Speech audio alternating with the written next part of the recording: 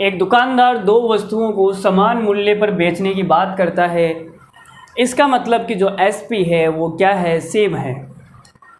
एक को वो 33.33% के लाभ पर बेचता है और दूसरे को 25% की हानि पर बेचता है। तो कुल लाभ या हानि ज्ञात कीजिए। तो यहाँ पे देखो भाई, पहली को ये बेच रहा है 33.33%। क्या है भाई, लाभ है क्या, प्रॉफिट। इसका मतलब होता है 1/3, ठीक है। और दूसरा है 25% लॉस। 25% का मतलब होता है 1/4। 3 पे 1 का प्रॉफिट हो जाएगा, 4 पे 1 का लॉस हो जाएगा। तो मैंने लिखा यहाँ सीपी और यहाँ एसपी और यहाँ लिख दी मैंने पहली वस्तु और यहाँ पे लिख दी दूसरी वस्तु। पहली वस्तु पे 3 पे 1 का लाभ होगा, 3 पे 1 का लाभ होगा तो 4 में बेचेगा, ठीक है। और दूसरी जो वस्तु है 4 पे 1 की हानि हो जाएगी, 4 पे 1 का लॉस हो जाएगा तो 3 में बेचेगा, ठीक है। अब सवाल में क्या पूछा है, कुल लाभ या हानि परसेंट निकालना है, टोटल प्रॉफिट निकालना है।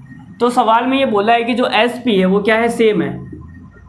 सवाल में क्या बोला है, जो विक्रय मूल्य है वो क्या है, सेम है, ठीक है। तो सेम बनाने के लिए मुझे इसको 3 से गुणा करना पड़ेगा, इसको मुझे 3 से गुणा करना पड़ेगा और इसको 4 से गुणा करना पड़ेगा। तो ये लो मैंने सेम बना दिया। तो आप देख सकते हो कि 9 रुपये का जो माल है इसने कितने रुपए में बेच दिया, 12 रुपये में।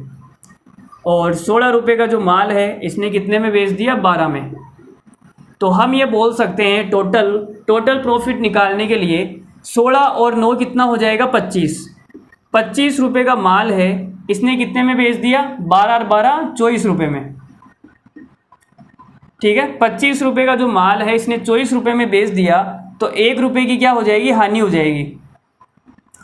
तो भाई 1 रुपये की हानि होती है 25 पर, तो 100 पर कितने की हानि हो जाएगी, 4% हानि आ जाएगी हमारी। 4% लॉस हो रहा है भाई, लॉस कितने का हो रहा है, 4%। तो सवाल का आंसर हो जाएगा ऑप्शन नंबर बी। बोलो।